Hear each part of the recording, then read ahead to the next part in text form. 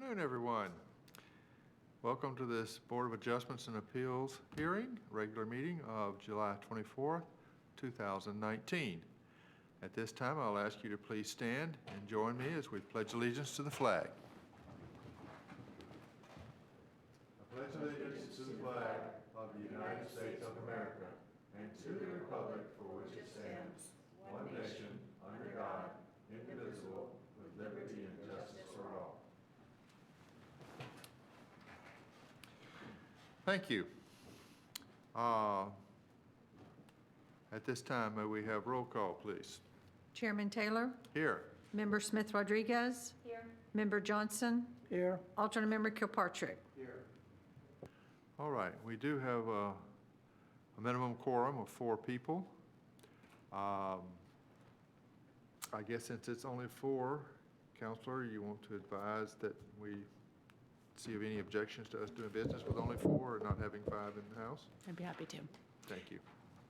Does the applicant have any objection going forward pursuant to the following policy? The Board of Adjustment and Appeals provides by its bylaws that for the purpose of transacting business at any regular meeting, adjourned, special, or called meeting, 4 members shall constitute a quorum, and an affirmative vote of 4 members shall be required to pass on any matter, except that an affirmative vote of 3 members shall suffice to pass on a motion to deny a request for a variance. This board is a 5-member board, however, only 4 members are present tonight. We are able to conduct business with 4 members. However, you must convince all 4 members of the board to obtain the variance. 4 out of 5 members would be able to vote if all members were present. However, we only have 5 tonight. Do you wish to proceed with the application? Only 4 tonight. 4. Only 4 are present tonight. Are you Brenda Wyatt? No, Brenda's in Oklahoma, and she called me and asked me if I Ma'am. could come tonight because Mr. Salazar. Can you address the group from the podium, please?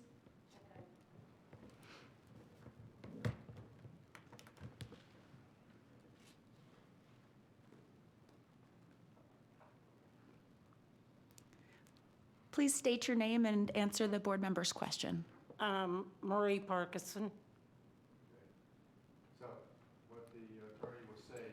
Can you put your mic on? What the attorney was saying, that normally we have 5 members of this board. We only have 4 here tonight.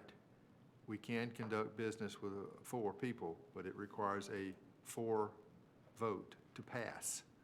You have the option at this point to either elect to ask for a continuance, where we have a full board, or to continue tonight with just the 4 of us. I think it's okay, just go ahead and continue. Okay, very well. Chairman, should we verify the authority this individual has on behalf of the applicant? Okay, would you state what relationship you have to the applicant, please? Again. I've worked for him for about almost 15 years off and on, so when I retired, I stayed here and I'm working for him part-time. And I work in the office, I'm clerical.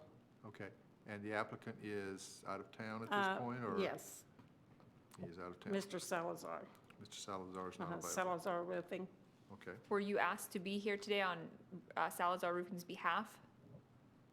Yes, Yes. they did ask me to be here on his behalf since he's out of town. Okay. So he understands you're And representing he him had here. called Brenda Wyatt and asked her to please call me and have me come down tonight to hear what the variance results were. all right, thank you. Appreciate you coming forth. Okay. The expression has been made that we will continue, so we shall with 4. All right, what's next? Approval. Okay, approval of the minutes of June 26, 2019. Are there any additions or corrections that anyone sees need to be made? No. Seeing none, do I have a motion to pass, please? Yeah, I will support passing that motion. All those in favor, please say aye. Aye. Any opposed? All right, passes unanimously. Thank you. Now it's time for a little speech. Okay. All persons who anticipate speaking on any public hearing item must fill out an oath card to be heard on that agenda item and sign the oath contained thereon. These cards are located at the table near the entrance to the council chamber, or may be obtained from the recording secretary. This meeting will be conducted in accordance with procedures adopted in Resolution 24-1997. Those speaking in favor of a request will be heard first, those opposed will be heard second, and those who wish to make a public comment on the item will speak third. The applicant may make a brief rebuttal if necessary. A representative for either side, for or against, may cross-examine a witness. Anyone who speaks is considered a witness. If you have photographs, sketches, or documents that you desire for the commission to consider, they must be submitted into evidence and be retained by the city. Please submit them to the recording secretary.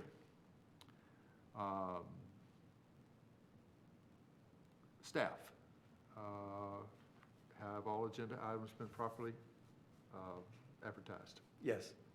Very good. And are there any members or anything wish to say that they have visited the site or spoken to anybody in the public regarding this agenda item this evening? I did visit the site. You did visit the site. Did you speak with anyone when you were at No, the I site? did not. Very well. Thank you.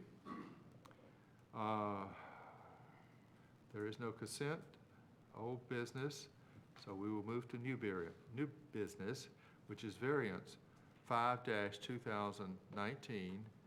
Address location is 2319 South Hopkins Avenue. Staff, would you fill us Correction, in? sir, 2314 Hopkins. Okay, it is South Hopkins, but I don't know if it makes a difference. It is. It's not just Hopkins, South Hopkins, it's Hopkins? It's 2314 South Hopkins is the address of the location. Is that? Okay. Yeah. It is South Hopkins. I work there, so. Okay. Okay, staff, your turn. Okay, so before you tonight on page 7 of your packet is the cover sheet of the agenda item, and that is for variance number 5-2419 for property located at 2314 South Hopkins. There are 3 variances that are being requested here tonight, all relating to detached accessory buildings or sheds that are currently located on the property. The first variance has to do with allowing a variance to allow of 240 square feet to permit a total floor area of all detached accessory buildings to exceed the maximum 300 square feet on a lot that is less than 1 acre in size. The second variance has to deal with allowing a detached accessory structures to be placed within 100 feet from residentially zoned property, and that residentially zoned property is located just north of this property at 2308 South Hopkins Avenue. And the third variance has to do with allowing up to 7.3 feet into the 10-foot side accessory structure setback and a variance of up to 9.7 feet to the 15-foot rear yard setback. So beginning on page 9 of your packet is the staff report. Ms. Brenda Wyatt, on behalf of Salazar Roofing Corporation, has submitted this application. Starting page 10 of your packet, excuse me. Yeah. So I will briefly go through the first few pages here and then describe the criteria for review. So again, the first variance has to do with a variance request to sections 28-392, subparagraph A of the code. In no instance shall the total floor area of all detached accessory structure buildings exceed 300 square feet on lots that are less than 1 acre. That's the requirement of the code. The variance request is to allow that to be exceeded for all accessory structures. There are 2 detached accessory structures on this property, so this is about the total of all that area, of both of them, structures combined. The second variance is to section 28-392, subparagraph B. Detached accessory structures shall be placed at least 100 feet from the nearest residentially zoned property. So again, these accessory structures will be located within that 100 feet. The third variance, again, is to section number 28-392, subparagraph I. All detached accessory structures shall conform to the following minimum setbacks. For a structure sized 301 to 600 square feet, exceeding 8 feet in height, which these structures do, 15 feet, there shall be a 15-foot rear yard setback and a 10-foot side setback. For a structure under 300 square feet, exceeding 8 feet in height, there shall be a 10-foot rear yard setback and a 7-foot side setback. And the reason why I put that in there is just in case that you decide in your variance approval or denial as they're combined, because each case you're going to, in each variance request, you're going to make a decision. If you decide to allow for, consider one structure to deny a variances, the setbacks for one structure, but approve the variances for another structure, that second criteria could come into play then. So depending on the size, if the size of the structure that is allowed is to be 300 square feet or less, then it has a different setback requirement than if the total of all the accessory structures are more than 301 square feet or more, then there's a different setback requirement. The property, again, is located at 2314 South Hopkins Avenue. The legal description is a part of the, describes the property as part of the Bougainvillea plat. Future land use in the property is low-density commercial. The zoning on the property is neighborhood commercial. That's one of our low-intensity types of commercial zoning districts. The surrounding zoning on the property, again, the property immediately to the north has a single-family residential zoning district, R1B, and that property is also owned by Mr. Salazar. The property immediately to the south has a neighborhood, also has a neighborhood commercial zoning. The property immediately to the east across the street also has a single-family R1B zoning district. And the property to the west, across from the FEC Railroad, there is a property with a zoning district designation of R2. That's multifamily. The characteristics of the lot, it's less than 10,000 square feet, meets the minimum lot size and lot dimensions for the neighborhood commercial zoning district in the low-intensity commercial land use. So my correction, the actual land use on this is low-intensity commercial, not low-density. The subject property has a single-story structure of approximately 1,200 square feet constructed in 1963, which is being used as the sales office for a roofing contractor. I'll summarize the criteria for your review of each of these variances. In your consideration, you should consider that the special conditions and circumstances exist which are peculiar to this property, to the structure or building involved, and which are not applicable to other land structures or buildings in the same zoning district. That there are unusual circumstances on this property, not resulting from the actions of the applicant. Granting a variance request will not confer upon the applicant any special privilege as denied by others in the same zoning. The literal interpretation of the provisions of the ordinance would deprive the applicant of rights commonly enjoyed by others. The variance requested is the minimum absolute necessary to make possible the reasonable use of the land, building, or structure. Granting of the variance will preserve the spirit of the ordinance and remain in harmony with its general purpose and intent. In granting the variance, public safety and welfare must be assured. In no case shall the granting of a variance result in a change of use. That's not the case here. So beginning on page 12 of your packet, I'll just briefly go through the analysis.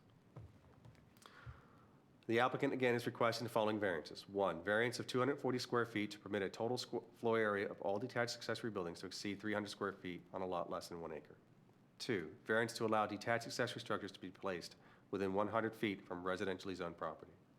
3, variance of 9.7 feet encroachment into the 15-foot rear accessory structure setback, and a variance of 7.3 feet into the 10-foot side setback.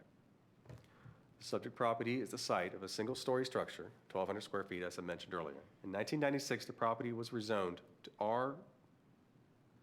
R1B, single family, from the R1B. It looks like the R2B, I believe that's an old zoning district, but I believe that should have said R1B. To the NC, the current zoning district, neighborhood commercial. So it used to be zoned single family, then it was rezoned in 1996 to commercial. The property is currently being used as the office of a roofing contractor. According to the applicant, 420 square foot sheds had been constructed on the site prior to the purchase of the property on October of 2017. In November of 2018, the property owner was cited by the code enforcement for violating Section 6.56 of the Code of Ordinances for lack of a building permit for the accessory structures. On April 2019, the owner applied for an after-the-fact building permit for the structures. Staff determined that the size of the larger shed exceeds 300 square feet by 120 square feet, as the code restricts lots less than 1 acre to a maximum of 300 in the code. The accessory structures are both located within 100 feet of a residentially zoned property, and they both encroach into the side and rear setbacks. As the property abuts the FEC railroad to the rear, the location of the shed within the rear setback does not negatively impact residential property located approximately 200 feet to the west. The abutting property to the south is the location of an insurance agency, of which the rear yard appears to be vacant. So beginning on page 13 of your packet, I'll go through our analyses here against each criteria. Special circumstances and conditions exist on the property. There are no special conditions or circumstances which are peculiar to the structure or building involved.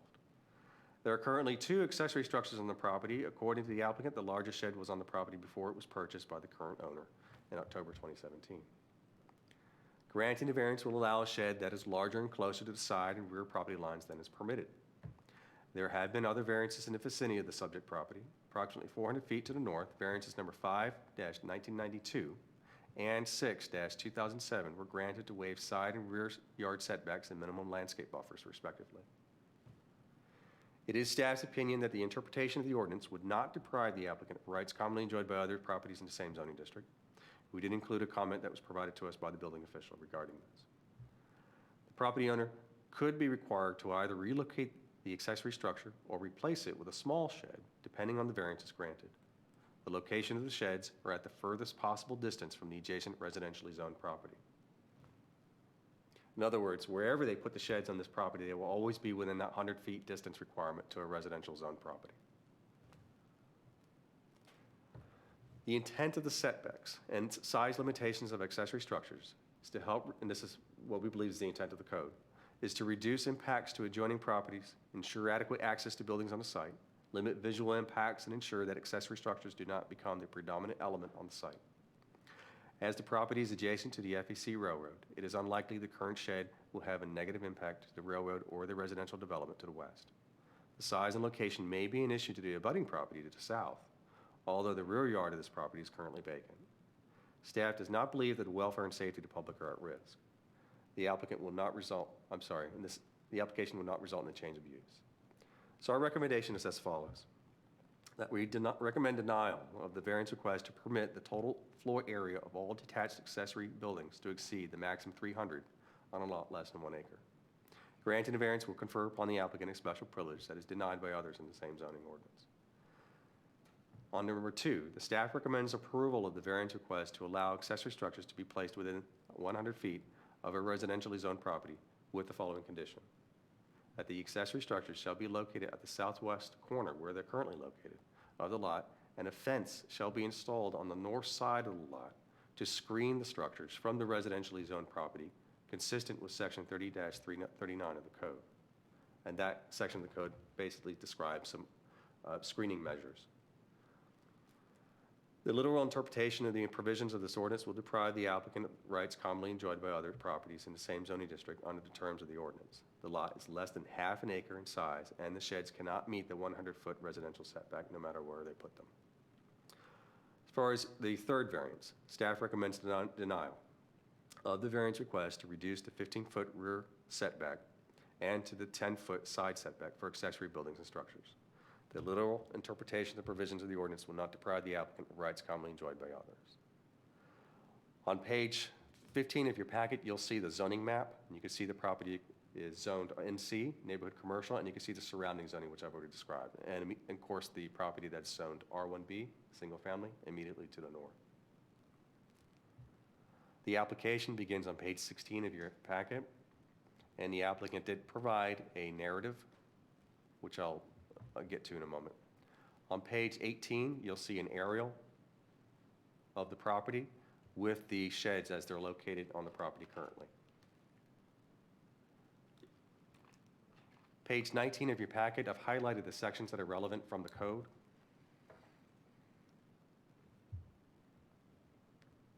The narrative that was provided to us explaining the reason for the variance request by the applicant was provided on page 21 of your packet.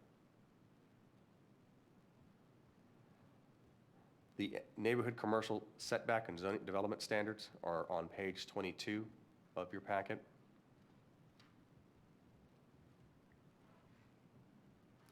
We did include excerpts from the permit review on page 25 of your packet, including the survey that was provided to us on page 28 of your packet. And so on the survey, you can see generally the distance between the property line and the location of the accessory structures and how close they are to the property line.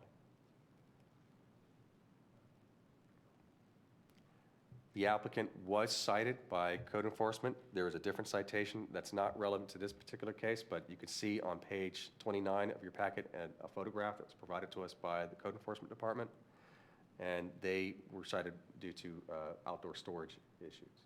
And so I believe those items will be put inside the sheds if they're allowed, and that's partly, I believe, the reason why the applicant is requesting for those sheds to be there with the size that you currently see there. If one of our condition, as we proposed, is approved, you will see a fence here or some kind of screening structure between this property and the back of this property and the residential lot on the north side. You'll see the citation that was provided to us by the code enforcement department on page 30 of your packet, and the comment from the building official, Steve Adams, who is also present here on the last page of your packet. With that, I'll try and answer any questions you have.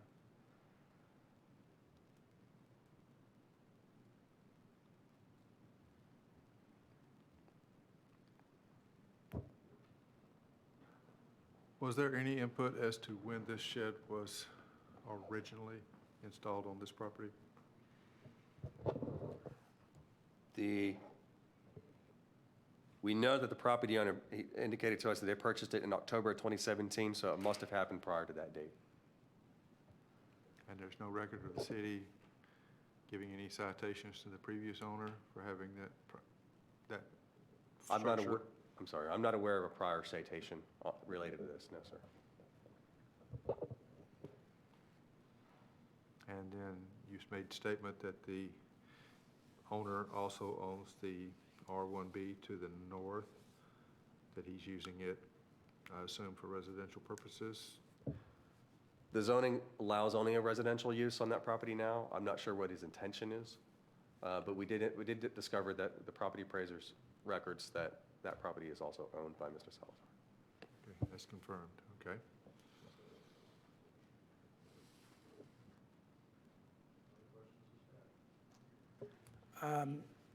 Was any discussion, since they do own the adjacent property to the north, the R1B property, was there any discussion with them about moving the shed that they just recently located on 2314 to 2308? Yes, I spoke with Brenda Wyatt prior to this application being finalized and indicated to her that that shed could be moved to the property to the north to reduce the number of square feet being requested by this application. She said that she would pass that message to the owner of the property, Mr. Salazar.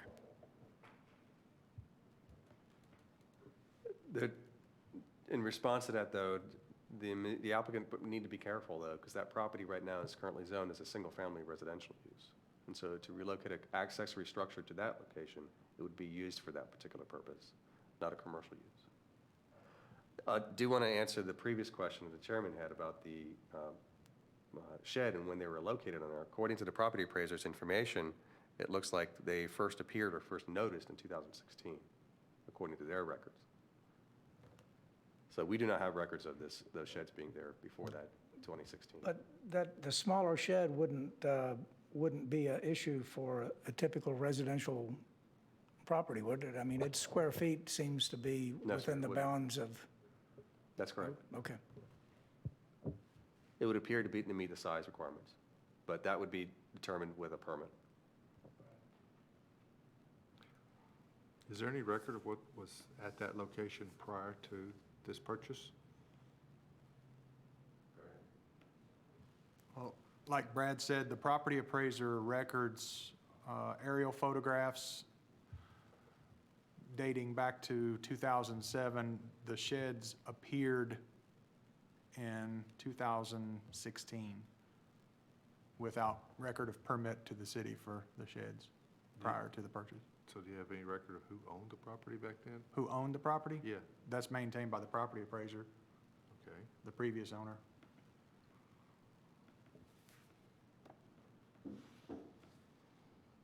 The total 420 square feet that was indicated in the petition, is that both of those storage units combined? Yes. Is the larger one, I mean, I don't know if I saw the measurements in there, is the larger one within the 300 square feet by itself? No, I think that one's the one that was noticed to be exceeding it, and then when we did our analysis, we looked at both of them together. So in my report, Oh, so when the applicant writes 420, I think it was like 420 square feet, that's one unit, one storage unit, I guess. let me confirm It for would be you. nice for the applicant to be here. They did confirm they would be here. According to the survey, the larger shed is 412 square feet alone.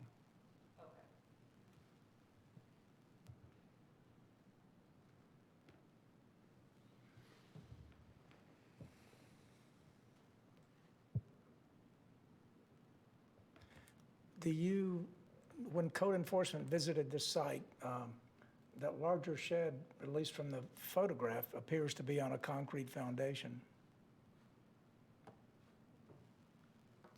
We have no evidence as to how it's constructed or what it's resting on. That was one of our review questions, but we've yet to receive any kind of formal response from the applicant as to how it's constructed.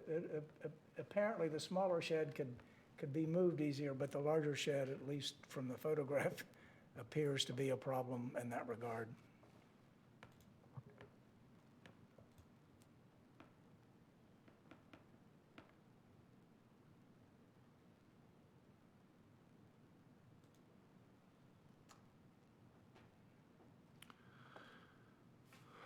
All right, are there any more questions of staff?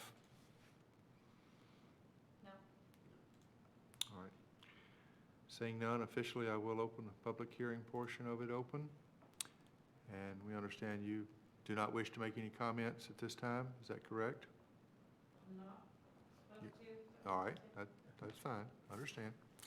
All right, seeing no public present, we will close the public hearing and bring back to the board for discussion and recommendation. I will say that being back to the railroad tracks and being a business to the south, if they could make, from the photograph on slide 28, if they could make it so there's no outside storage and everything is stored inside. I understand about a fence being between the residential and between the north lot and this, putting a 6-foot fence or whatever's required for the screening there. But I personally don't have a problem with the building since it was already there. I mean, I travel Hopkins. I didn't even know there was a shed back there. Not that I stopped to look, but I just, until this came up, I didn't know there were sheds there. You really have to look at it to see it, you have to look forward to see it. Any other discussion or comments from anyone else?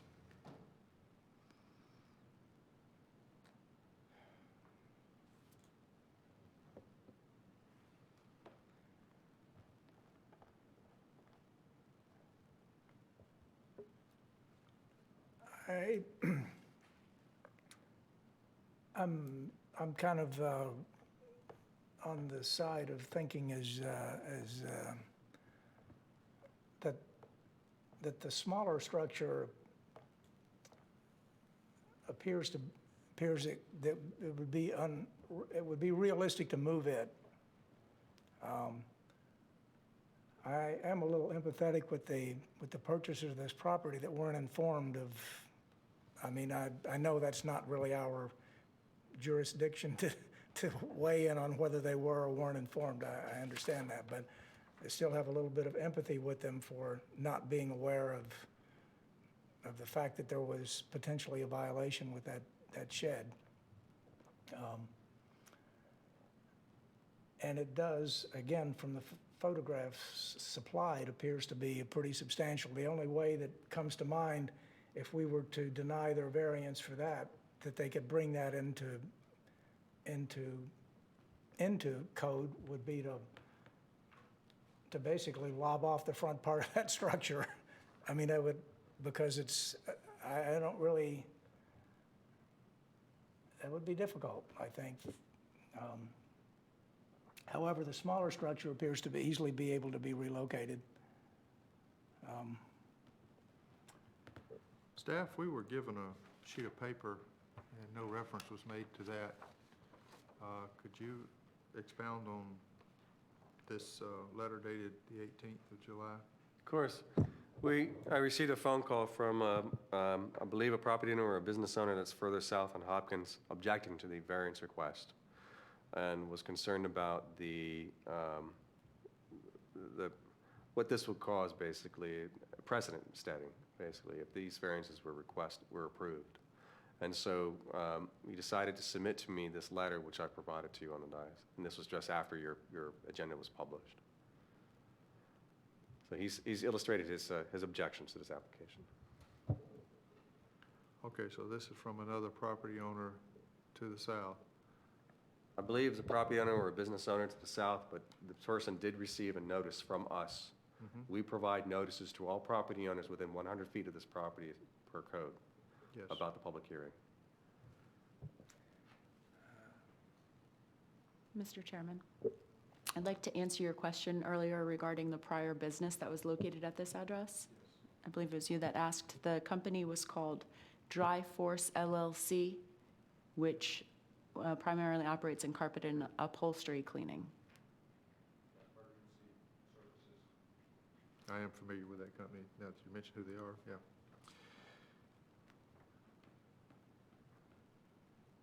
They would go to your house when there was a fire or something, when there was water damage and stuff like that, and dry it out.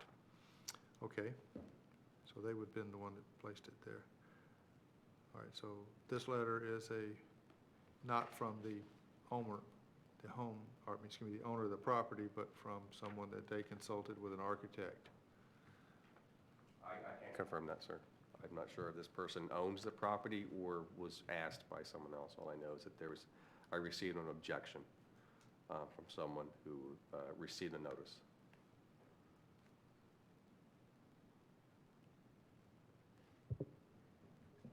I have a question of staff. In the recommendation that it says, grant the part of the variance requesting, actually, let me go back. I think it was by moving the structures to the southwest corner and then putting the fence up. Okay, page 14. To allow the structure within the 100 feet of the residentially zoned property with the following condition, which was to locate at the southwest corner and then put a fence up. So on page 18, well, I have a couple questions. So A, where on this picture on page 18 is the structure in the southwest corner with the fence? Where would it be? So that aerial that's I gave to you on page 18 is actually looking from the north. So if you turn it around, you'll see that the accessory structures are actually located in this area in the southwest corner of the property. Okay, that's what I thought. So Yeah. I was This is looking I was south, confused. Okay. down South Hopkins. So when staff is recommending that with the structures in that corner, it's any structure that would be within the 300 square feet, not these two particular structures. Yeah, we're recommending that the accessory structures, that if they have accessory structures that's approved, that they illustrated, or if they're moved, because some of the variances might be denied, that they be located in this general area as furthest as possible in the southwest corner of this property. We didn't see any other location that was appropriate. Okay.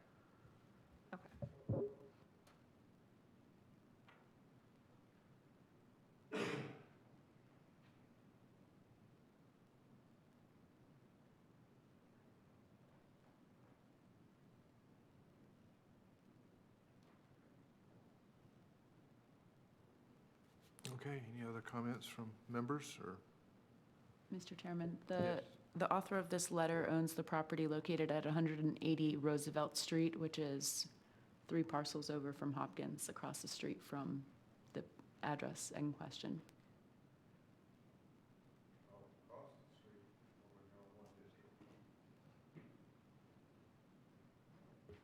This lot is just such a small lot, and, I mean, it's .22, I think I saw. And so the structure itself is taking up a nice chunk of the lot, and then the size of these, if one of the storage units is 412 and whatever the other one is, I mean, the whole point in the code is to not fill the entire lot with stuff. That's the entire point. So by approving this variance, I mean, that's exactly what we're allowing. And the fact that, I mean, if staff is saying that there was records indicating that these structures were there in 2016, I mean, ignorance is not an excuse. Yeah, these properties were built as residential properties, and over time, I know the 2 other lots to the south were originally residential, and they've grown to be neighborhood commercial, is that what it, NCs? Right. They've been changed over time. And if I'm not mistaken, even that property to the north, at one time, there was talk of making it a thrift shop or giveaway shop or something like that, with a local charity was going to be using that place, and it never got off the ground. Whereas the next lot down from it, there was a Bell's Bondsman in there for a while, or is it still there? I'm going to confirm that. Well, in any event, I mean, what's Well, there now That or side what? of the road, I'm just seeing it more commercial than anything else. But the minimum, I mean, the minimum variance needed would be whatever, just to put it in the corner and violate the setbacks. But to allow a structure that can be replaced, the applicant's not here by their own choosing, and they did not send a representative. So without knowing more about whether the structure is permanent as permanent can be on a structure like that to the land, whether it's easily demolished or any of that, not that that should influence our decision in upholding the code, but those questions could have been answered had the applicant showed up today. So I'm of the position that these structures can be, or the larger structure at the very least, could certainly be removed. Smaller structures within the appropriate size can be placed there and purportedly serve whatever purpose a sales company has on their need for storage, especially considering the small size of the lot.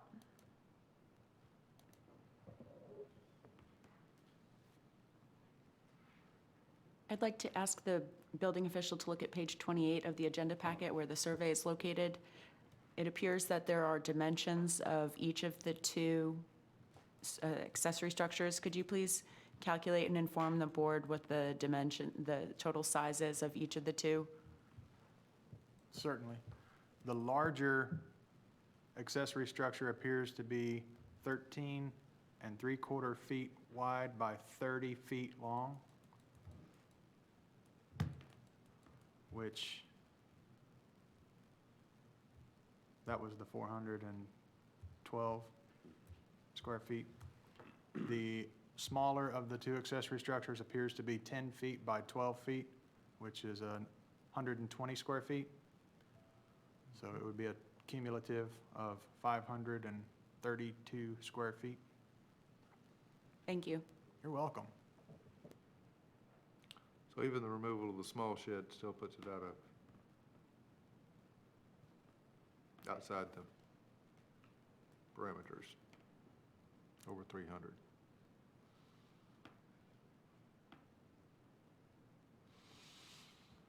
Okay. Do I have any motions or further discussion? Just one quick, this is sort of an oh, by the way question. The adjacent property that's R1B, that this owner also has obtained that property, were they to go to request a zoning change to NC to that, would that affect any of this consideration?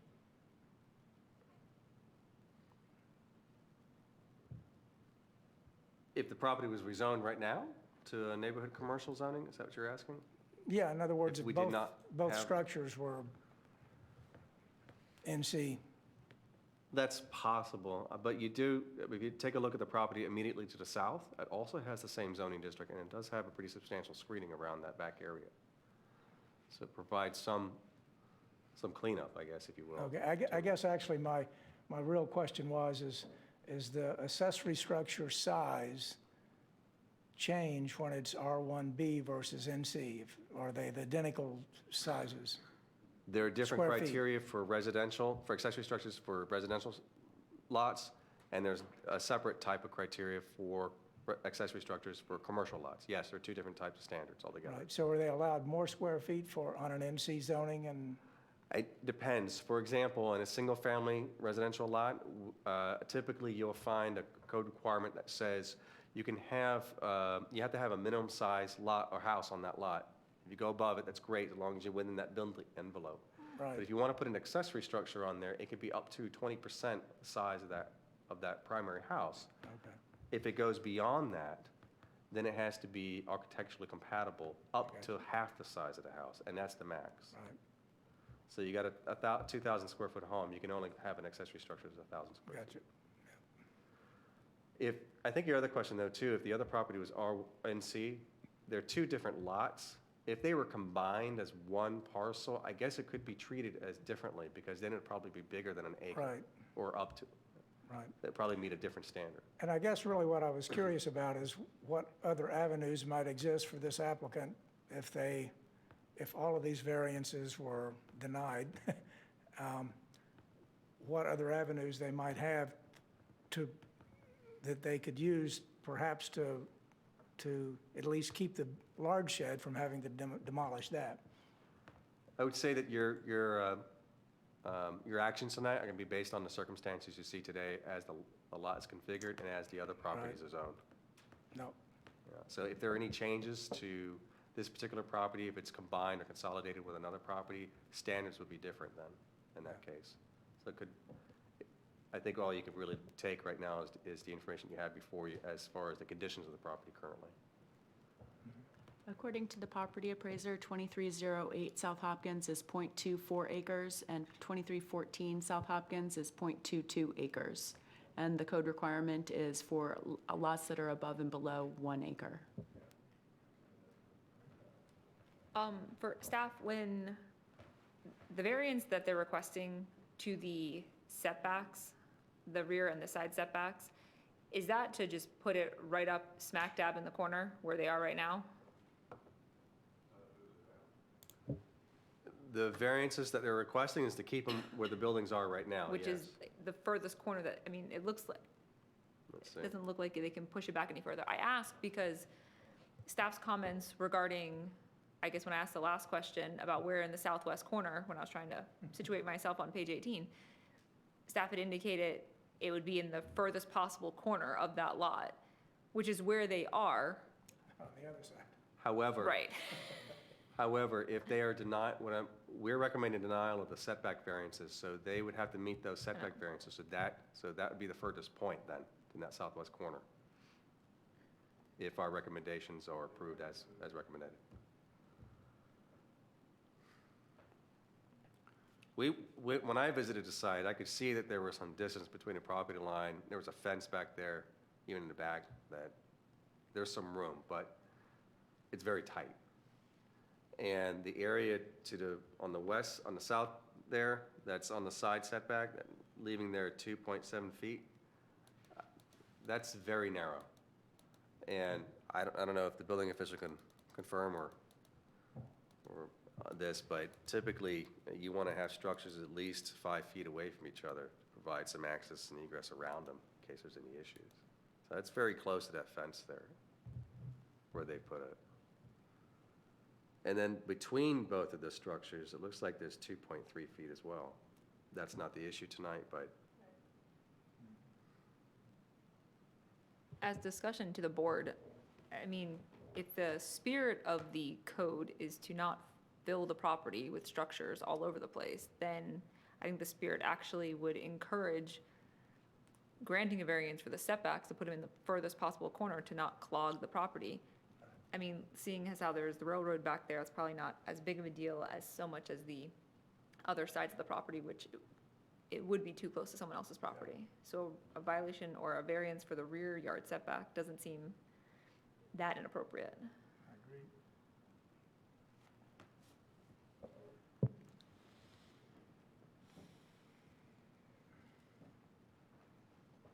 Yeah, I think the presence of the railroad behind this property is definitely a mitigating factor for them. And the sense of how far back they would be allowed.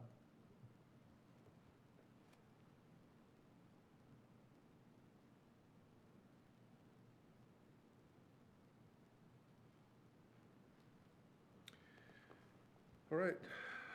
Do I have any proposals or further discussion? I see it's broken down into 3 parts, so I guess we'll have to address each individual part. Is that correct, Counselor? And that was on page 14. Page 14, I've broken it out to 3 different variances, but if you'll notice on the last variance, I recommended denial of the setback encroachments. That could be broken out into two different variants if you'd like to do that, or you can keep them combined as they are, because they deal with one, the side setback, and the other one is the rear setback. So when you get to that point, that might be a decision of yours. Okay.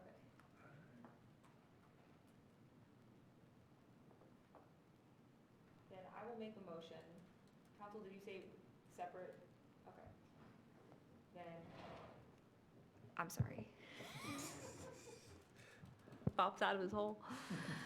Okay.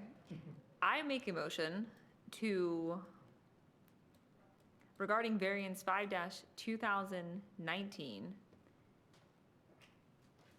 to deny the variance request to permit the total floor area of all detached accessory buildings to exceed a maximum of 300 square feet on a lot less than 1 acre in size.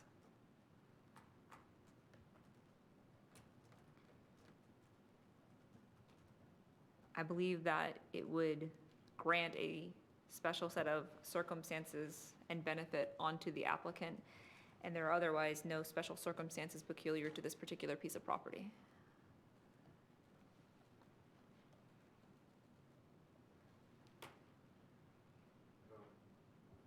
We have a motion.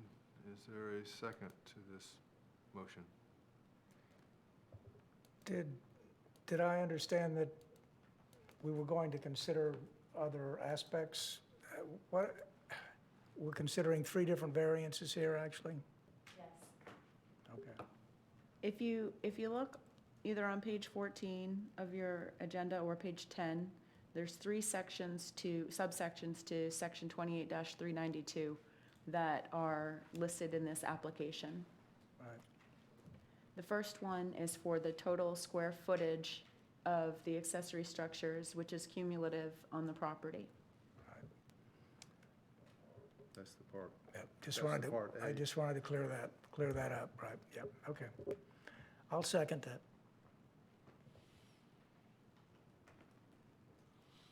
All right, we've had a motion, we've had a second to the, I guess, 392A section, that total square footage, as I understand, would be at 300 square feet or less. Is that correct? Yes. Yeah, that's what you said. All right, any other discussion? May we have roll call, please? Chairman Taylor, Yes. Member Johnson, Yes? Member Smith Rodriguez, Yes. Alternate Member Kilpatrick. Yes. Okay. Now we move to 28-392B, as far as the area of 100 square feet from the nearest residential property. Do we have a motion on that?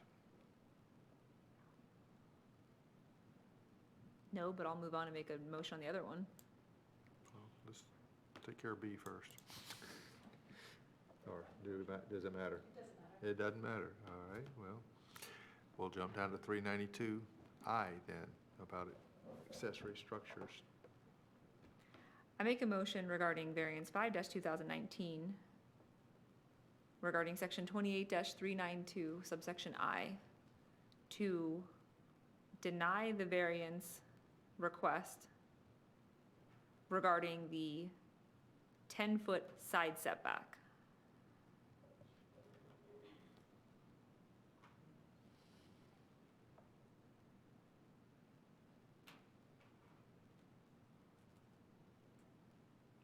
Not addressing the rear setback.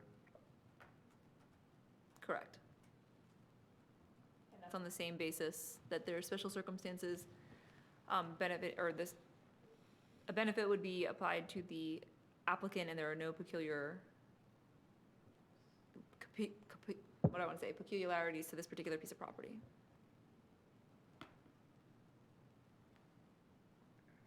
Is there a second?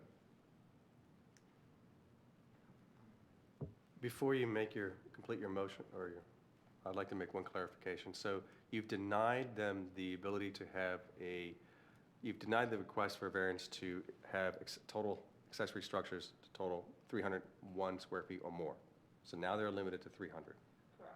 So now their setbacks have changed as a result. Okay. So if you look on page 11 of your packet, you'll see at the bottom there, section 28-392I. And I got in there in a bullet point there, for structure size 301 to 600 square feet, there's a different setback standards for those total structures. That has been denied. So now you go on the next page, and you'll see that if you have accessory structures 300 square feet, exceeding 8 feet in height, which they do, there is now a 10-foot rear setback and a 7-foot side setback, which they encroach into, but not as much as previously. So now the request has been reduced as Okay. a result of your previous action. Okay, so the side setback is 7 feet, Correct. and so they're still requesting a variance to the side. Right, I mean, they're Then my request. motion stands with the correction of, it's rather than 10 feet, which would be my mistake. It would be a denial of any request to the side setback. Yeah. Okay. Yeah.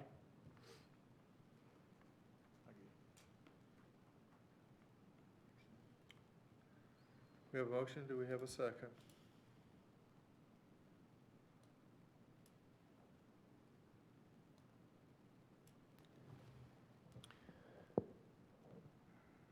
Seeing no second, is there any other motion to be made? Or, I mean, can't vote on it if we don't have a second, is that correct, Counselor? I just have another question on, actually, could you cover what you just did? I have a hearing issue, and sometimes I get about every third word, and this is one of those cases. So what I missed was, when you said the setback changed, I didn't get to what degree it changed. I Sure. mean, If you look on page 11 of starting on page 10 of your packet at the very bottom, there's bullet number 3, and this is in reference to section 28-392I of the code. And I've got a bullet point under there that says, for a structure size between 301 and 600 square feet, exceeding 8 feet in height, which they do, there is a 15-foot rear yard setback and a 10-foot side yard setback. But what I was saying, just for clarification here, is that because of your prior action, your first action of denying the variance, what you did now is reduce the setback requirements, which is on page 11, the top there. So now the new setback requirements is 10-foot rear and 7-foot side. They still need variances to those, but it's just a lesser setback. I would just clarify that Brad has correctly stated what the code now requires based on the decision of this board. However, I believe that the applicant's request remains the same, which is based on the original presentation in the agenda. I think that's probably the case because the applicant isn't here to modify their application. So I'm kind of in agreement with that. We don't really have anyone that can say, yes, we would agree to changing their request. Well, no So- matter whether it was 7 foot or 10 foot, there was still it was still, A variance required. right, Right. because the structure itself is where it is. Yes. So it's just the amount of variance required. My motion is to Correct. deny any variance required to the side setback. Oh, we still have a motion. Is there any second to the motion then? Oh, I'll second. All right. We have a motion and a second. Any other discussion? Roll call, please. Member Johnson? Yes. Member Smith Rodriguez? Yes. Alternate Member Kilpatrick? Yes. Chairman Taylor? Yes. All right, now we'll move on.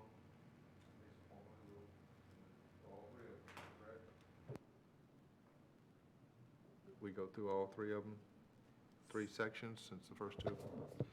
I mean, I don't see where, or back to the second section? We still need to discuss the rear setback as well as the distance from residentially zoned property in whatever order the commission desires. I thought we just did the rear setback. We skipped the second one. Oh, yeah, okay. Oh, we talked about rear, or side, we didn't say rear, okay. So we got side setback and we got the B. Square feet. So I just want to clarify for the rear setback. Originally, the request was, I think, 9.7 feet to the 15-foot setback. So does that mean it's about 5 feet out right now?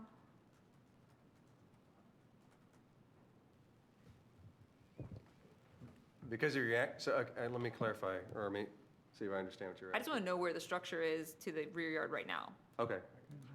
Go ahead. The large accessory structure is 5.3 feet from the rear property line. The small accessory structure is 5.6 feet to the rear property line, according to the survey.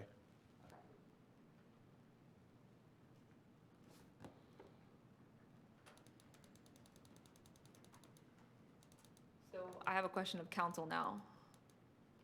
If the variance is a request for 9.7 foot from the 15 yard, and now they only need to be 10 feet, or 15 feet, now they only need to be 10 feet out, it would seem that even without the applicant, the request for variance is automatically modified due to the previous action, correct?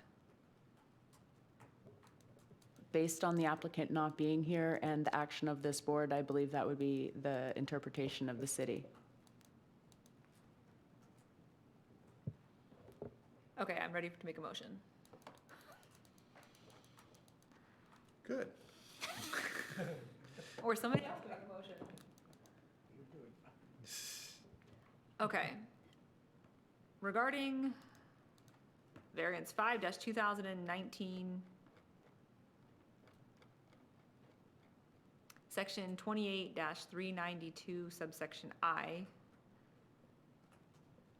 move to grant the variance request for a 5-foot variance to the 10-foot rear setback.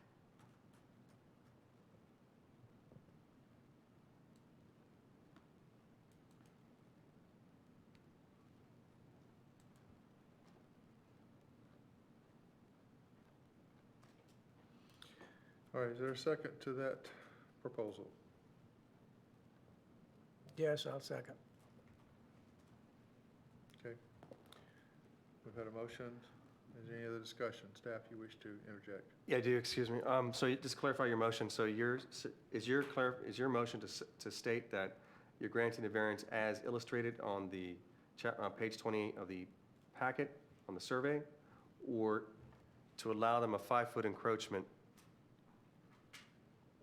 would actually be probably a little different than what's illustrated? Is that? To allow a 5-foot encroachment. So right now, because of your prior action, I would interpret that the variance now, the setback now for the rear is 10 feet. Right. So I'm saying that they can put their structure 5 foot away from Okay. the rear. Okay. Is that a little more than what's there? Which should I think they're at coincide. 5.6 and 5.3, so they're a little outside that 5 foot, right? Okay. Okay. Okay. Motion stands. Okay, but from the previous motion, the shed has to be moved sideways. Is that correct? In other words, shed's got to be moved. The side setback was denied, so it would have to move, as you mentioned, Go to the north. side. The large shed currently encroaches in the side. Correct. The large shed is also 412 feet. I mean, it can't stand anyway. Yeah, we hadn't got to that part yet. That's, We did cover that part. That's That was the first one. yeah, that was first. Okay. Everybody got it all clear? We have a motion and we have a second. Any other discussion? Roll call, please. Member Johnson? Yes, Member Smith Rodriguez? Yes. Alternate Member Kilpatrick? Yes. Chairman Taylor? Yes. Okay, now we go to that middle one. Somehow I've lost my page. I don't know what, was it 12 or what was that page? Page 10 of your packet, I 10. believe, Yeah, and that's our what I was looking recommendation at. is on page 14. Correct. But the numbers were on page 10, that's what's, looking for the 28-392B. Correct, yes. All right, this deals with how far it can be from another structure, R1B structure. Do I have a Can- motion on that? Well, can staff please remind me why it was important for them to recommend the condition? If you look at the aerial, page 18, we couldn't identify another location on the property that would be appropriate. So let's say they decide to put, if you didn't have that condition, they could probably put those accessory structures on the northwest corner of the property, which is closer to the house. That might not be a concern of yours, is because we do have the additional condition in there that we would ask for some kind of screening, some kind of fence. But in order to meet the minimum variance, the variance asks for 100, I'm sorry, the code asks for 100 feet. The minimum variance that we see is that to put those accessory structures as far away as possible from the residentially zoned property. And the only way to do that is where we proposed. Because it's residential to the north. Correct. Yeah, again, if you turn that aerial around. Right.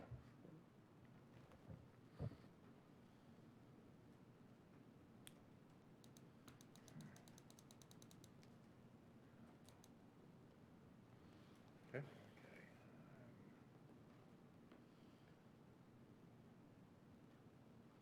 So we either have a motion to deny it or a motion to allow the structure to be within 100 square feet of a residentially zoned property.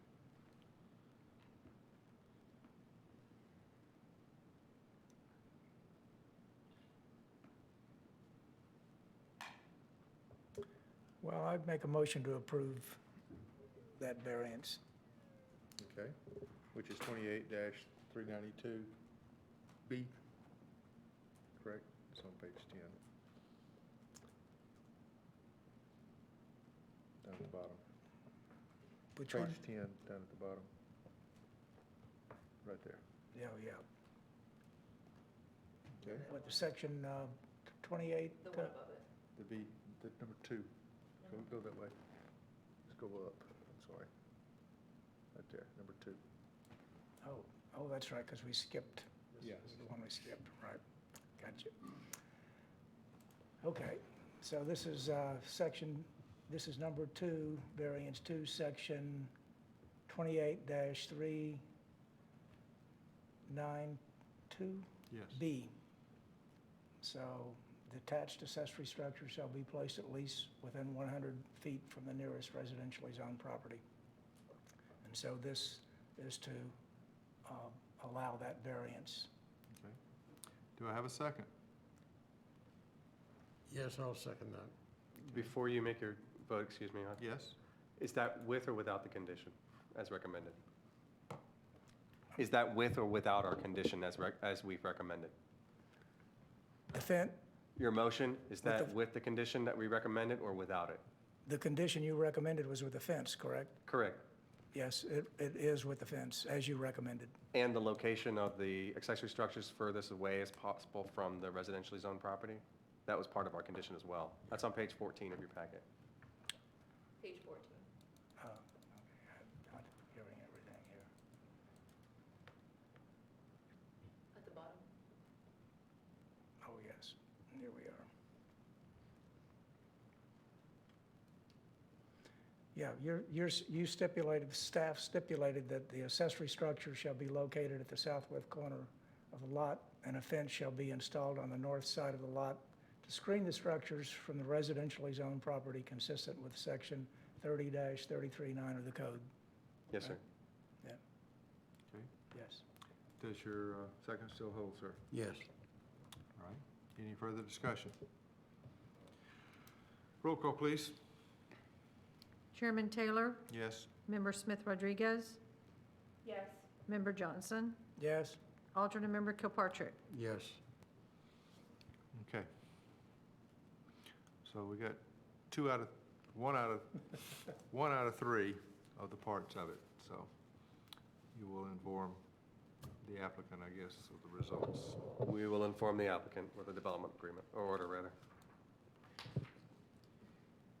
Before we conclude this item, I'd like to segue into a piece of information for the board regarding legislation that has been enacted this month.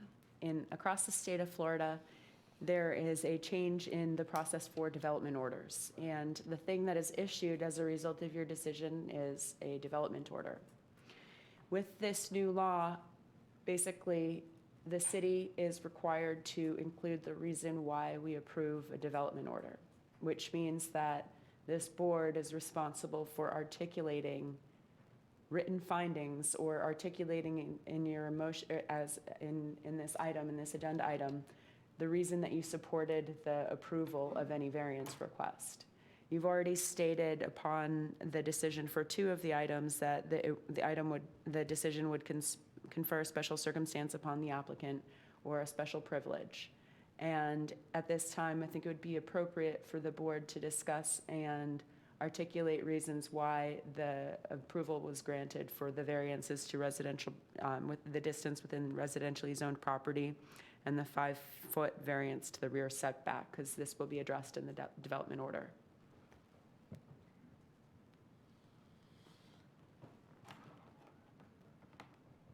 Could we use the statement such as the rear of this property is railroad and not accessible to the public, therefore not being a problem in our eyes as far as, right. Since this legislation is so new, there's very little guidance on what is appropriate, and I would accept that as appropriate for this situation. I would.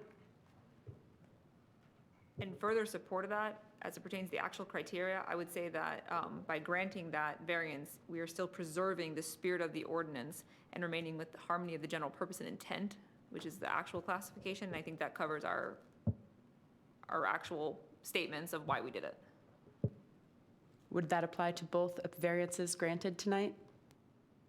It certainly applies to the granting of the variance for the rear setback.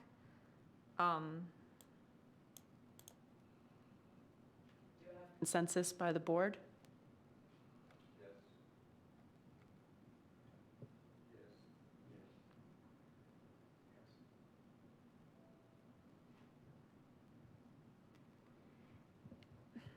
I'm going to toss up the idea of, do you have consensus on that first part we talked about, being proposed railroad tracks?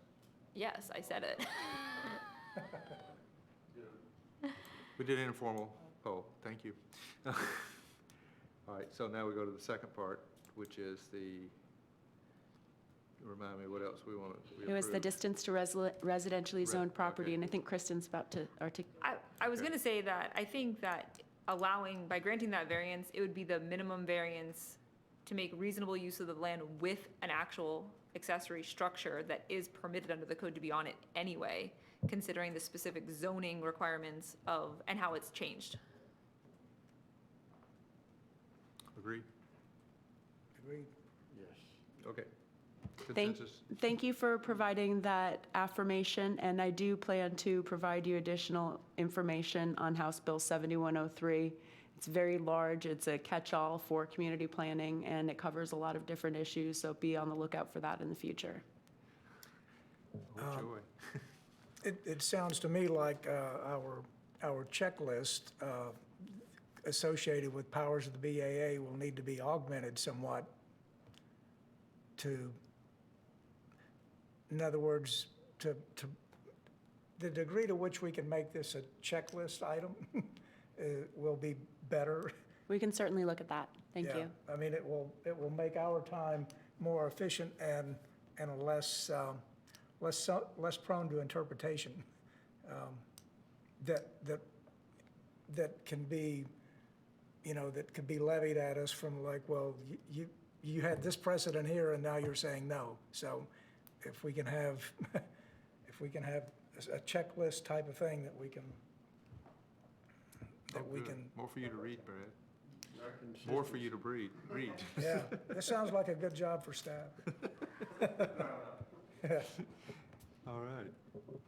Well, thank you for that clarification. I was not aware that that was part of legislation this year. All right. Okay, well, we have no other agenda items to consider.